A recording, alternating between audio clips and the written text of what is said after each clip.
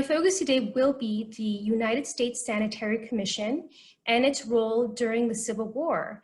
And I will highlight a few items from the collection that help us tell that story, including a rare United States Sanitary Commission quilt that we have in our collection, which has a really wonderful local story.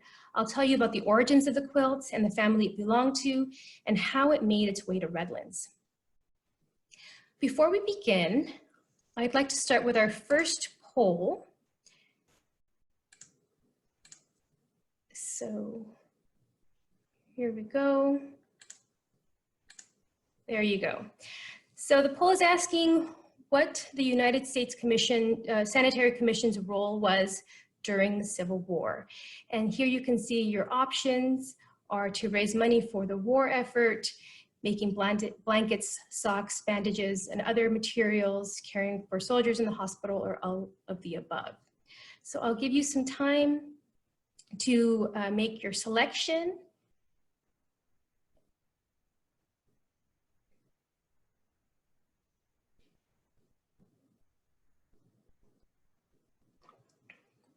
Okay, looks like some people are still making their choices. All right.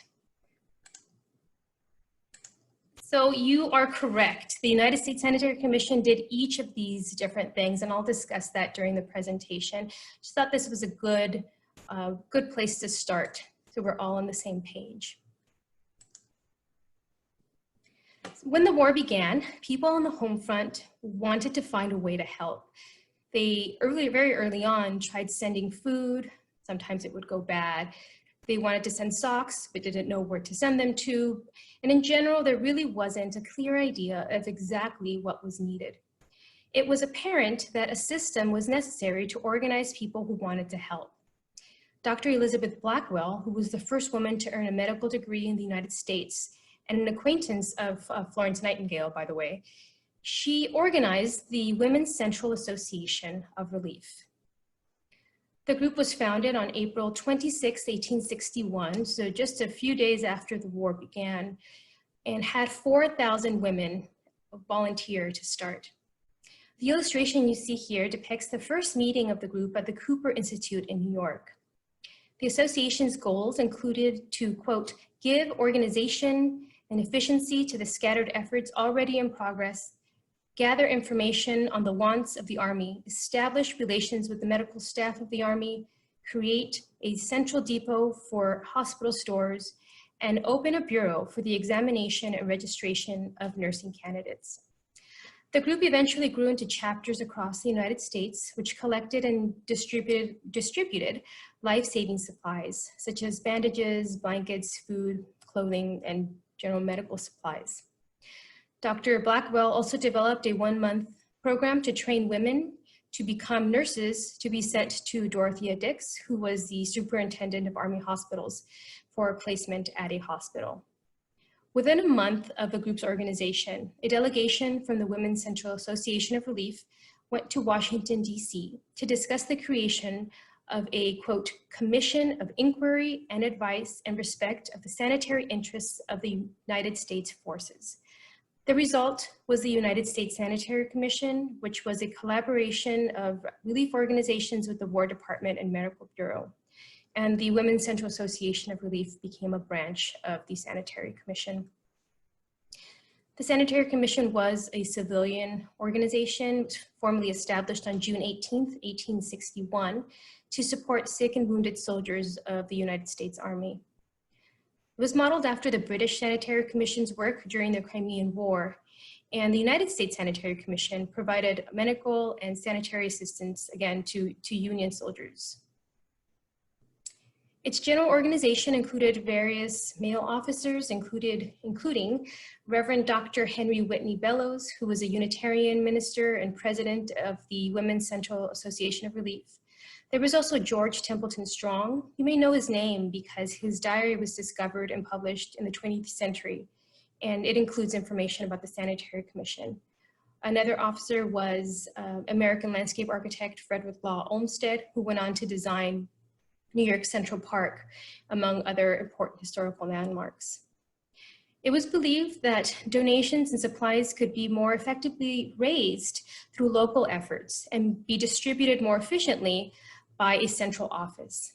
So eventually, a standing committee was formed, met daily to decide what the needs were, and then branch offices, which were called agencies, were formed throughout the country, these different relief organizations that supported the central administration. These branches were semi-independent regional offices. They had their own administration under the direction of the Sanitary Commission, and it's estimated that as many as 20,000 aid organizations were established in the northern states. Many of these groups were associated with religious congregations and communities. The Sanitary Commission operated across the north, and it raised an estimated $5 million in cash, which would be something like $8 million today, as well as about $15 million in non-cash donations, such as blankets, bandages, and other materials to aid the war effort. An incredibly important service provided by the Sanitary Commission was assistance to hospitals. The group provided hospitals with supplies, clothing, and food, which were contributed by local aid societies.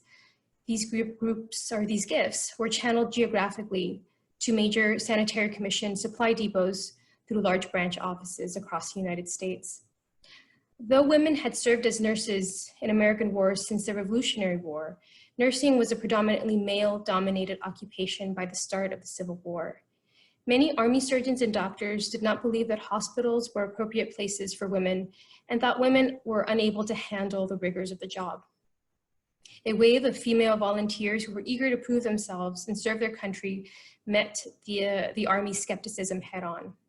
Women like Dorothea Dix spearheaded this wave. Dix had no formal medical training, but was a proven social reformer with excellent organizational skills. In 1861, she was appointed superintendent of female nurses in the Union Army. By the end of the war, between 5,000 and 10,000 women had volunteered as nurses.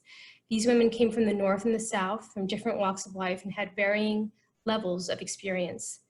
Their service forever altered the course of American nursing. And it's a really interesting story that I won't get into, but it's something that's worth looking into. This letter from our collection was written by Ballard D. Hilton of the 24th Virginia Infantry, who wrote of the conditions in a hospital in Culpeper Courthouse, Virginia in June 1861. Hilton described the care each of the ill soldiers received from nurses. In addition to the quote you see here, he also wrote, "You need not fear to send the sick with measles to this place. The doctors are very kind, the servants attentive." Talked about how well people were being taken care of. This was very early in the war, as you can see, before even the first Battle of Bull Run. And I'd like to point out that Hilton is writing from the South, where women also mobilized in the same way as women did in the North. There was very poor record keeping, and it makes it difficult to know everything that was done in that region. And I will be focusing strictly on the Sanitary Commission who worked in the North, but I did want to point this out. In the North, the Sanitary Commission contributed greatly to hospitals' ability to care for soldiers. The Commission provided battlefield relief, which consisted of transporting and providing extra medical care at times of battles and caring for wounded in the fields. Agents were stationed at large convalescent camps to assist soldiers with health needs, letter writing, and paperwork concerning discharge, sick pay, or other claims. At times, these people were exposed to disease and incessant overwork that resulted in death or lifelong illness for many workers. Over the course of the war, the work of the Commission was allocated to specific subgroups. There was a special relief department, which was established at the beginning of the war to operate a network of soldiers' homes and lodges, who were usually at transit points, and would provide food and shelter to sick, wounded, or exhausted soldiers on their way to and from home, camp, regiments, or their hospital or a hospital. There was also a field relief corps, which was established in 1863 to attend to the needs of troops on the march. An auxiliary relief corps was established in 1864, and that focused on providing feeding stations for soldiers in transit, also assisting sick soldiers in hospitals with letter writing and other personal needs.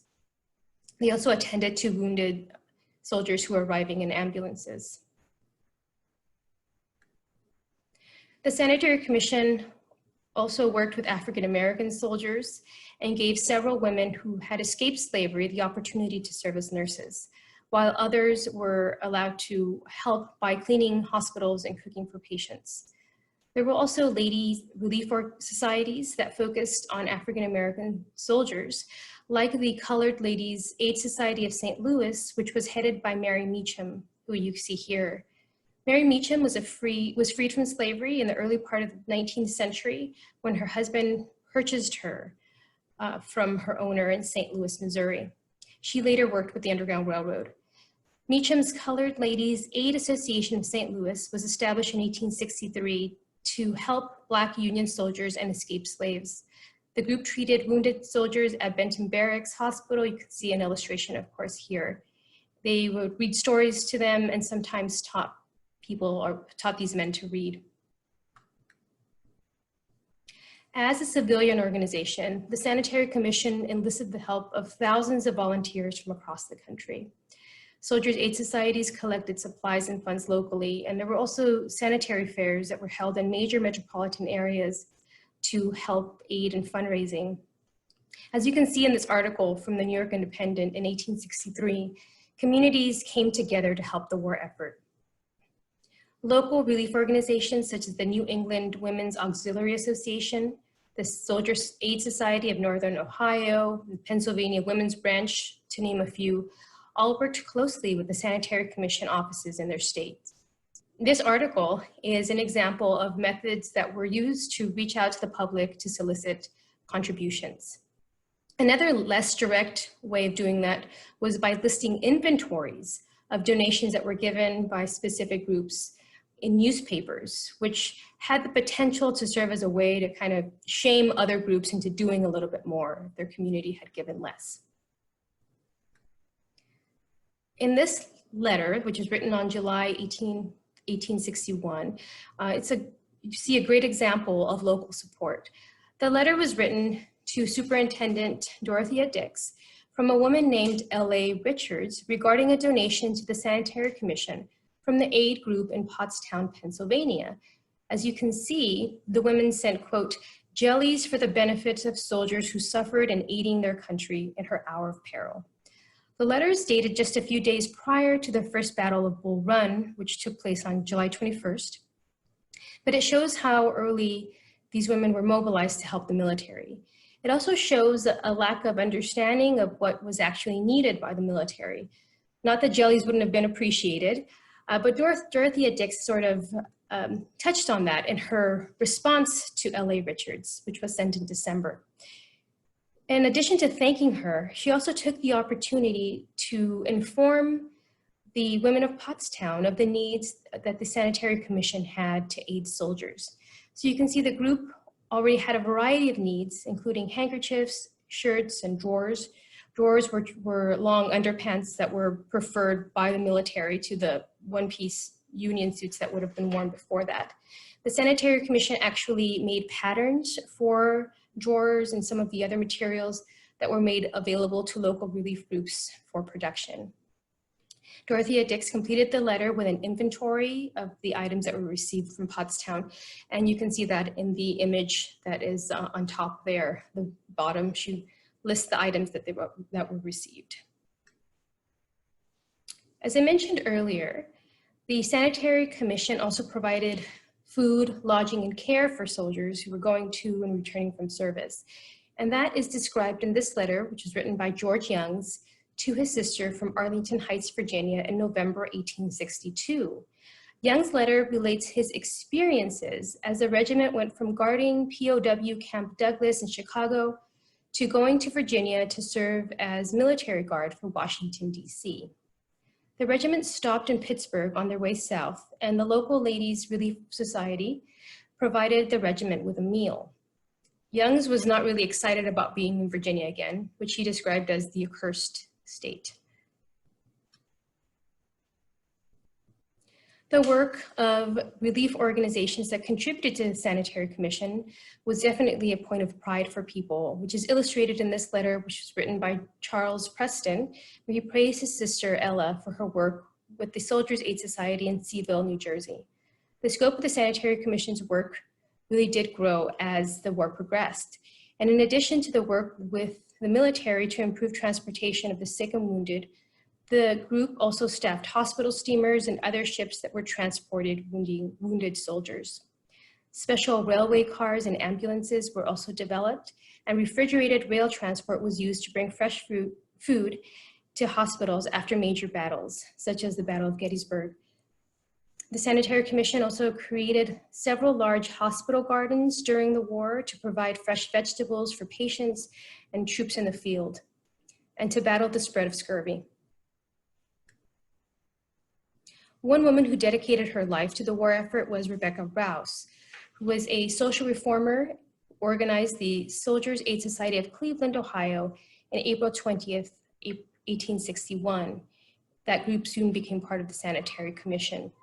In her position as president of the Cleveland-based group, Rouse was responsible for developing its financial base, including raising money through sanitary fairs, and as well as distributing large amounts of nursing and living supplies to soldiers during the war. In this letter from the Shrine's collections, Rouse addresses a donation from a local woman and informs her of other materials that are needed for the war effort, including bedding, blankets, undershirts, and drawers. And you can see from the last two sentences here, by early January 1862, less than a year into the war, many hospitals were already running low on supplies. She wrote, "The sickness in Kentucky is greatly increasing and the crowded hospitals lack every comfort. It seems impossible to supply the need." As seen in the earlier letter from Dorothea Dix, these types of pleas were commonplace and necessary throughout the war, and the women and men of the Sanitary Commission worked hard to solicit donations of all types from civilians.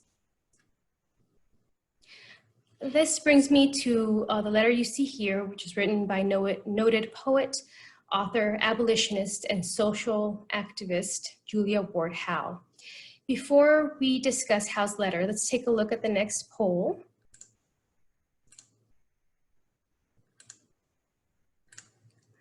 All right, so here you see the question, which beloved Civil War anthem is Julia Ward Howe known to have written? Your options are the Battle Cry of Freedom, Marching Through Georgia, Battle Hymn of the Republic, or the Vacant Chair.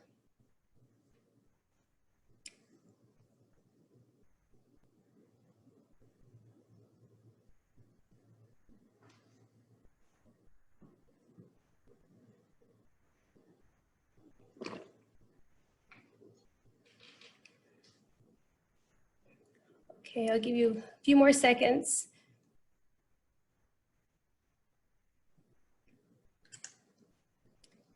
Okay, very good. You all know your Civil War history. The answer was the Battle Hymn of the Republic. The song was, as you may know, adapted from the song John Brown's Body, which became popular with the Army during the war.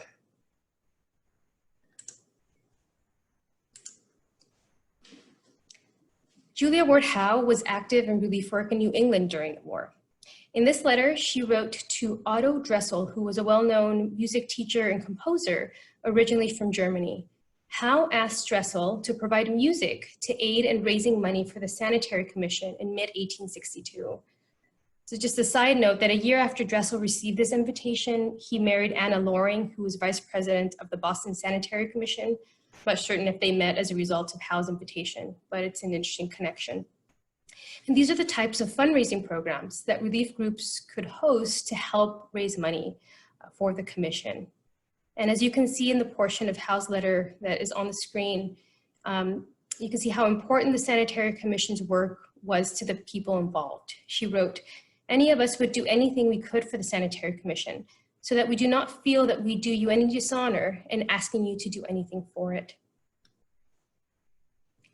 So not every person was necessarily supportive of the war, President Lincoln, even those that might support the work that the Sanitary Commission did. And you can see that in this quote here from the New York Times in 1864. The person who's quoted here is described as a, quote, copperhead agent of Jefferson Davis, who refers to United States Sanitary Commission founder, Reverend Henry W. Bellows, you see pictured here. Bellows was known as a great orator and lecturer, and those skills really came in handy in his efforts to raise money and recruit volunteers for the organization. Under Bellows' guidance, the Sanitary Commission raised millions of dollars and recruited thousands of volunteers. The Copperhead agent was likely in opposition, writing in opposition to Bellows' participation in a Lincoln-Johnson grand mass meeting at the Cooper Institute, which had taken place in early November, just prior to the presidential election, which of course President Lincoln won, defeating George McClellan. The commission also focused on understanding the conditions of troops in hospitals and prisoner of war camps, which they did a lot of work to understand.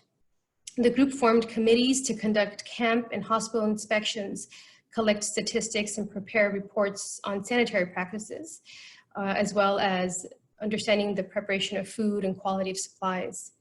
In May 1864, the commission was charged with investigating the experiences of prisoners of war in Confederate prison camps, including Libby, Belle Isle, and Andersonville. The commission published their findings in the Narratives of Privations and Sufferings of United States Officers and Soldiers while Prisoners of War in the Hands of Rebel Authorities, which is the booklet you see on the left.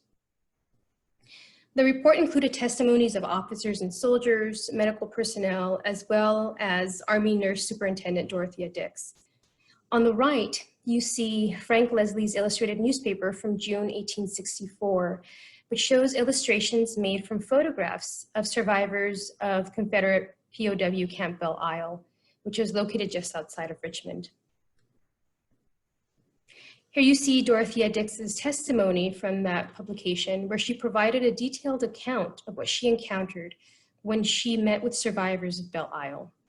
In addition to the story you see on the right, she also relayed the following about her conversations with soldiers. Quote, inquiring what causes they had suffered most severely, whether rapid marches, exposure to inclement weather, lack of apparel, or hunger. The answer was invariably from hunger while at Belle Island. I inquired the amount of animal food allowed a day when they had any at all. They replied that an iron-bound bucket filled with packed meat was the allowance for 100 men. The weight of the bucket and meat would be 25 pounds. When cooked, this afforded a very small quantity for each man. With this publication, the Sanitary Commission was working to bring attention to the terrible conditions of these camps. And many of you might be familiar with the atrocities that were committed at POW camps during the war.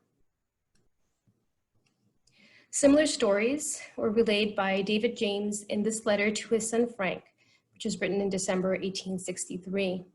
James describes reports of the refusal of rebel authorities to distribute food to prisoners because they were offended by stories in northern newspapers. David James was active in the Sanitary Commission in Cincinnati, Ohio, and his son Frank served in Company K, 52nd Ohio Infantry. In the same letter, David James also provided details about the work in Cincinnati to raise funds for the Sanitary Commission, specifically through hosting a Sanitary Commission fair in December 1863. Large sanitary fairs were one way the Sanitary Commission raised funds. These fairs were well-attended events in several large northern cities and were run by regional auxiliary groups. They were one of the most popular fundraisers as they really allowed everyone to contribute to the war effort. It's estimated that fairs raised about $2.7 million for the Sanitary Commission, which is a large portion of the total revenues for the group during the war, which I mentioned earlier. In donations, cash donations were about $5 million, and in materials, they received about $15 million worth of goods. In the part of the letter that you see here, James tells his son about the sanitary fair that was planned in Cincinnati, which would begin the day after the letter was written and continue until January 4th of the following year. 2 weeks appears to be about the average length of time that these large fairs lasted. President and Mary Lincoln attended sanitary fairs to show their support and appreciation for the group. The items you see here are from the Shrine's collections, and they are related to that story. So on the left, you see a document signed by President Lincoln and his cabinet in 1864 in support of the Soldiers' Aid Society. And on the right is a note from Mary Lincoln to Assistant Secretary of Treasury George Harrington, requesting the services of a Treasury Department employee to care for her son Tad while she and the president visited Baltimore on the occasion of his address at a sanitary fair in April 1864. The Baltimore Sanitary Fair was a large event, and it was celebrated by the whole city. The mayor asked businesses to close for the day, the first day that the fair opened. Many businesses did close, except for some that were owned by ardent secessionists. This was Maryland, after all. Schools were also closed. The opening was preceded by a large military parade with over 3,000 soldiers. There was then a second parade, which featured over 3,000 African-American soldiers, which was described, who were described as being huzzaed on their way to the front by the white audience. Lincoln's speech at the fair is described as being symbolically important, as it solidified Baltimore and Maryland's loyalty to the United States. Over 30,000 people attended the Baltimore Fair, and a little more than $83,000 was raised. One of the most financially successful fairs was the Great Central Fair in Philadelphia in June 1864, which you can see depicted here. The fair took 6 months to plan and required thousands of people to solicit help from the public for contributions of all types. The result was a huge undertaking, with nearly 100 departments and booths offering everything from trophies, clothing, Turkish divan for smokers, wax fruit, as well as an art gallery, a space for, quote, curiosity and relics, and as well as brewer stations. It was kind of an interesting amalgamation of what would have been a traditional ladies' fair and what was described as a masculine industrial exhibition, which would have been common in the 19th century. For those of you who are familiar with Philadelphia, the image shown here is the fair at Logan Square, which is sometimes called Logan Circle. And the building in the background is the Cathedral Basilica of St. Peter and Paul. So as you can see, it was a really large, had a large footprint. It was about over 200,000 square feet. And it was built in just about 40 days. There were several buildings which had Gothic arches and rotundas. Here you can see some of the interior exhibits at the Philadelphia Fair. All of the materials were donated and the people were all volunteering their time. Some of the curiosities on display were a recreation of William Penn's parlor with Penn family artifacts. William Penn was, of course, the founder of Pennsylvania. A boat used by Arctic explorer Elisha Kent Kane was also an exhibit, as was a carriage that was owned by George Washington. The Library Company of Philadelphia has a website that is devoted to the fair, that has a ground plan of buildings, which have links to wonderful photographs of the interior. So I'd recommend it if you're interested. This publication that you see here was produced specifically for distribution at the fair in Philadelphia in 1864. Its title, The Haversack, brings me to our next poll.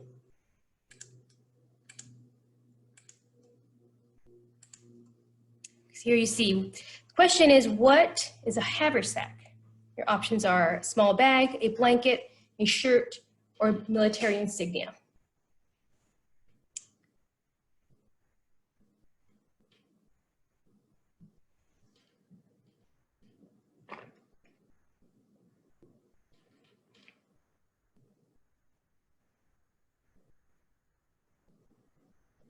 All right, I'll give you more time.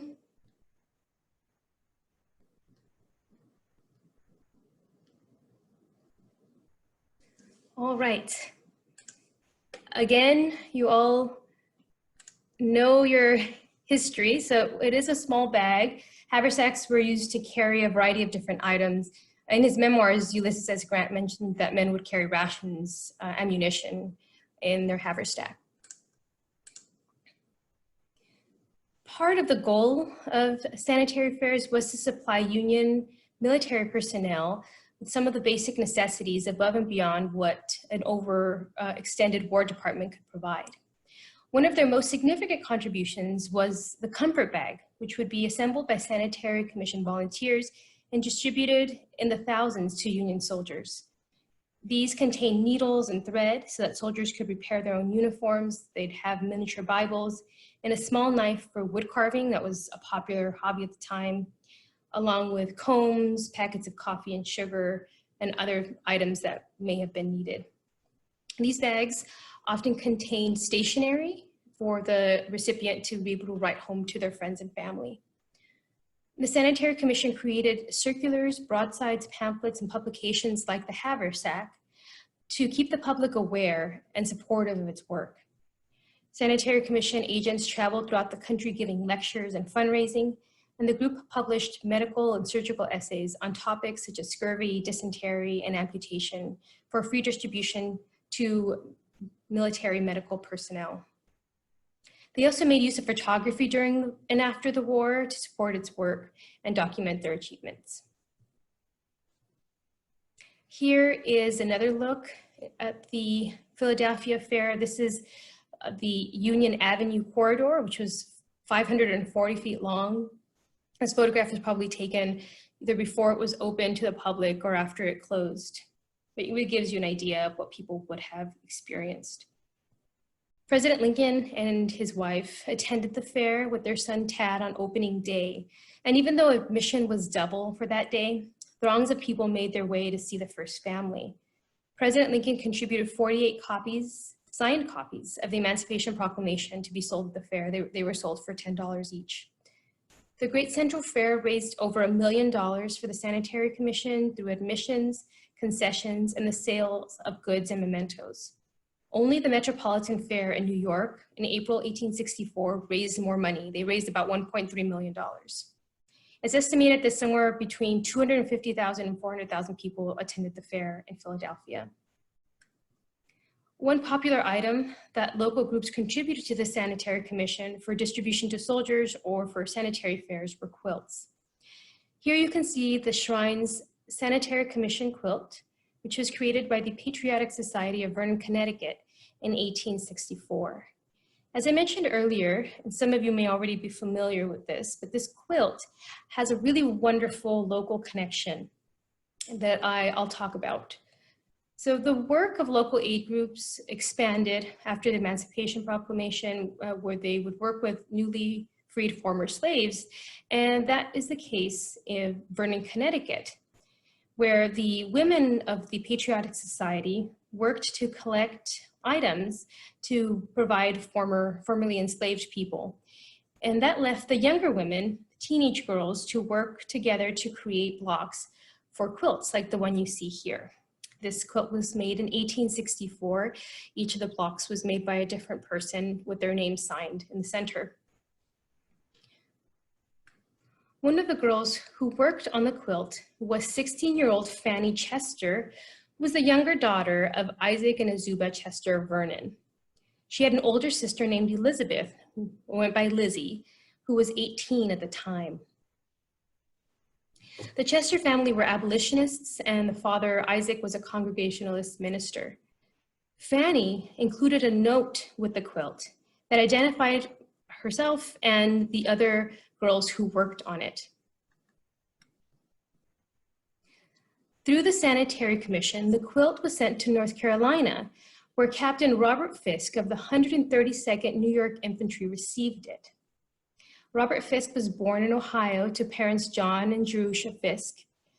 In the years before the war, Robert worked in newspapers in Indiana and New York. He was one of 6 brothers who all served in the Civil War. His elder brother James and younger brother Van served in Minnesota regiments. Robert enlisted in 1862 at the age of 25. When he received the quilt and Fannie Chester's note, Robert decided to write a letter in response. He wrote in September 1864, thanking Fannie and for the work that she and her, quote, fair companions did and assured her that their handiwork had, quote, fallen into the hands of a soldier who was not altogether unworthy of your sympathy, your charity, and your prayers, one whose only mistress is his country and whose patriotism has been tested on many battlefields since the commencement of the war. He then went on to praise their, quote, sterling virtues of New England women, endowed generally with rarest gifts of face and form, and educated in head and heart to adorn the loftiest sphere of the sex. And then he said that they made, quote, the truest sweethearts, the best wives, and the most perfect mothers in the land. He then also asked that Fannie read this letter to the group. Fannie was, of course, as I said, only 16 years old, and it was decided that her older sister, Lizzie, should be the person to respond to this very flirtatious man. Lizzie wrote to Robert and told him about her home in Vernon, Connecticut. She told him that Vernon was noted for the moral and religious tone of its society, and that the women of the town's patriotic society had been engaged in gathering gifts for freed slaves, as I mentioned, and that the quilt making had been left to, quote, the children, and that the whole group was happy that the quilt had such an excellent owner. After their first letters to each other, Robert and Lizzie correspondence continued and lasted throughout the remainder of the war. In her correspondence, Lizzie described herself as a Yankee schoolma'am, and eventually the pair exchanged photographs and their letters became increasingly intimate. Once Robert planned to leave the military in June 1865, he wrote to Lizzie asking to meet her in person. You can see part of his letter here, where he lets her know that he would be mustering out and planned to visit some friends that he apparently had in Vernon, Connecticut, and suggested that they could meet in person, since he suspected she was probably curious to meet him. Robert traveled to Connecticut that summer, and the pair met in person. After a period of courtship, they decided to marry, but waited until after Lizzie finished teaching in the spring of 1867. In the meantime, Robert traveled to Montana with an overland expedition led by his eldest brother, James, in 1866. James actually led 4 expeditions to Montana during and after the Civil War to establish routes to the Western Territory. The expedition had about 325 people and 160 wagons. There was a photographer that accompanied the expedition. You can see some wonderful photographs online. All 6 Fisk brothers would eventually make their way to Helena, Montana, where they established a newspaper. As the family settled into life in Helena, Robert returned to Connecticut and married Lizzie on March 21st, 1867. The telegraph you see on the right informs her of his arrival. After they married, they went to New York, where Robert finished business that he had for the newspaper, and they enjoyed themselves in the city for a brief period before they went to visit his family in upstate New York. They then made their way west.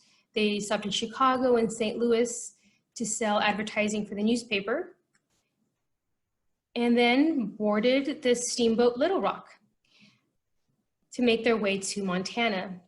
Lizzie documented the 73-day, 2,000-mile trip in letters to her mother and sister.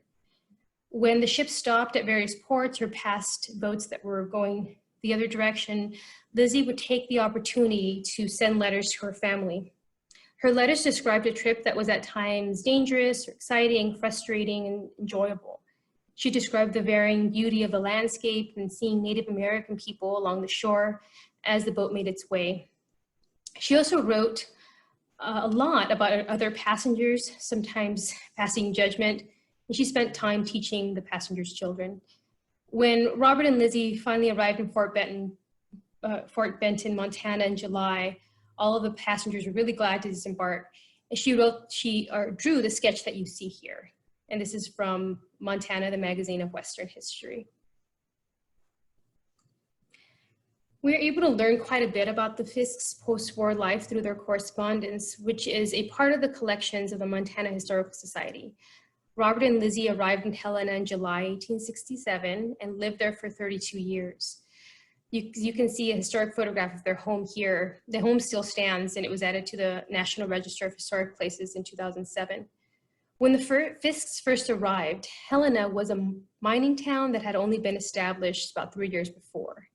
And life in Helena at the time was very different from what Lizzie would have been accustomed to. Mining towns, particularly in those early years, were difficult places for anybody, but especially for women who would have been in the minority. Lizzie was likely used to a tight-knit network of women to rely on in Vernon, Connecticut, and Helena didn't really offer that early on. She devoted her time to church work and the temperance movement and working with the civic improvements. Robert edited the Helena Herald newspaper, which he owned with his brothers, and they were all radical Republicans. The paper worked to promote Helena, but also focused a lot on promoting Republican politics in Montana, and it was known to blast Democrats as disloyal rebels and copperheads.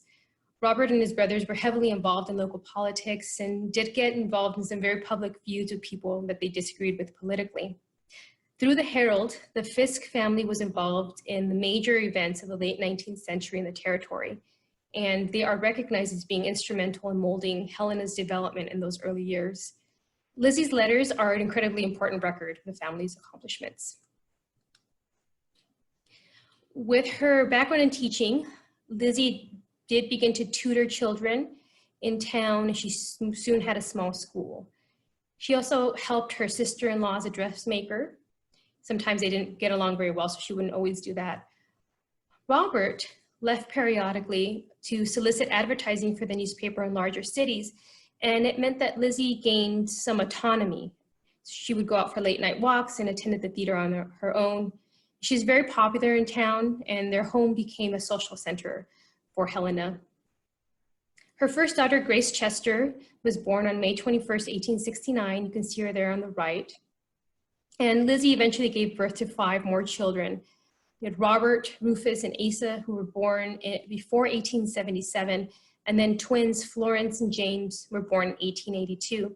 You can see a photograph on the left of Florence Fisk, which was recently donated to the library by a descendant of the family.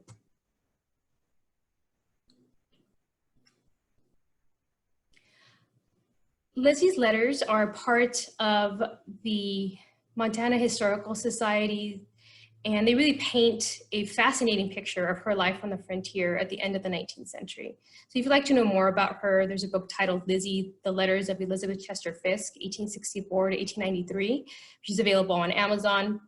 There's also a really wonderful article titled Mothers and Daughters of El Dorado, the Fisk Family of Helena, Montana, which was published quite a while ago. But feel free to let me know if you're interested in those titles, and I can let you know how you can access that.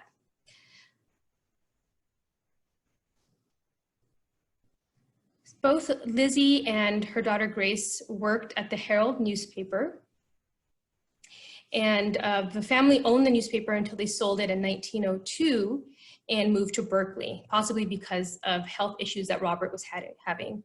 Robert died in Berkeley in 1908, and Elizabeth died in 1927 at the age of 82. The obituary you see there on the right for Elizabeth mentions the story of the family quilt. So there you can see where it talks about that. Elizabeth's youngest daughter, Florence, studied art at the Mark Hopkins Art Institute in San Francisco. She met and married Clarence Greenleaf White in Berkeley in 1905. Clarence White was the son of Thomas Howard White of the successful White Sewing Machine Company in Cleveland, Ohio. Florence and Clarence moved to Hawaii after they married, and Clarence became the largest individual grower of pineapples in that region. They had 4 children: Elizabeth, who was born a year after her parents' marriage, Thomas Robert, Florence June, and Janet Lorna. They returned to the mainland after 11 years in Hawaii, and they moved to Redlands in 1919, where they established their home, White Hill, at Sunset Drive, Mariposa. Here you can see a family photo of Florence with 2 of her daughters, June and Janet, at their Redlands home around 1920. On the right is a program for a themed evening hosted by Florence and Clarence White at the Mission Inn in Riverside in 1925. And both of these items were donated recently by the family.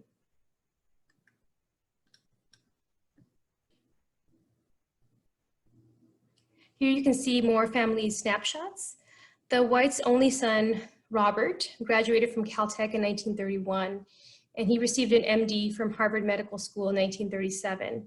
He went on to gain fame during World War II as a gunner in the famous Doolittle raid in Tokyo in 1942. Florence was an artist whose art was exhibited throughout Southern California. She was very active in Redlands, including with the YWCA, Redlands Community Hospital, the Contemporary Club, Associated Charities, which is Family Service Association of Redlands today, and A.K. Smiley Public Library.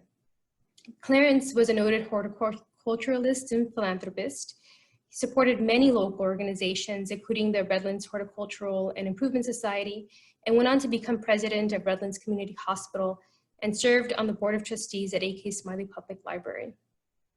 Now, this brings me to our last poll.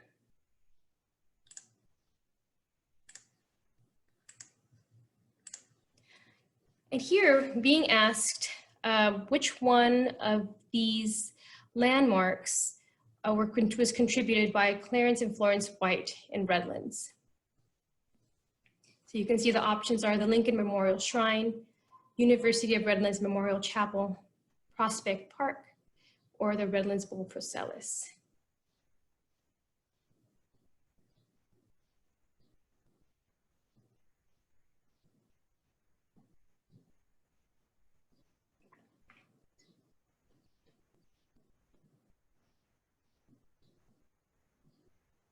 Okay, I'll give you just a little more time. All right. Very good.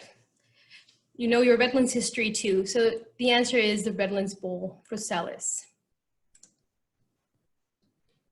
In 1930, the couple donated the Procellus to the Redlands Bowl as a, quote, thankful offering for all who have made Redlands a good place to live. The inscription, without vision of people perish, is taken from the 29th chapter of Proverbs, verse 18. The word Procellus was coined by Clarence White to mean before the seats. In his dedication speech, Clarence White stated, "What this building is good for is just what you and I make it good for. By itself, it is only an ornament. If we citizens give it a meaning, it is a challenge and maybe a responsibility. Mayor Laline, as the official head of the city, we give you this bag of keys of the building in the belief that they will not only unlock doors of the building, but also the doors of the future rich in the flowering of civic life." Florence Fisk died in 1947. In honor to her contributions, Smiley Library closed during her funeral service. Clarence died a decade later.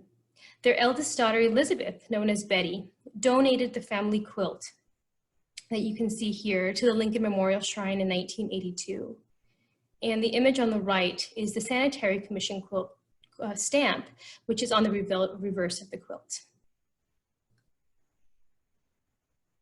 Sadly, very few Sanitary Commission quilts are known to exist today, making this one even more historically significant. It was featured in Don Beld's Civil War quilts and was also loaned to the Pasadena Museum of History in 2015. So you can see the photo of it on display on the right with the corner folded up to show the Sanitary Commission quilt that we saw in the previous photo, or you can see it here in the page from Don Beld's book. So that brings me to the end of my presentation. I want to invite you all to please follow us on Instagram at Lincoln Shrine or at AK Smiley Public Library. And I'd really like to thank you for joining us today. We really appreciate it.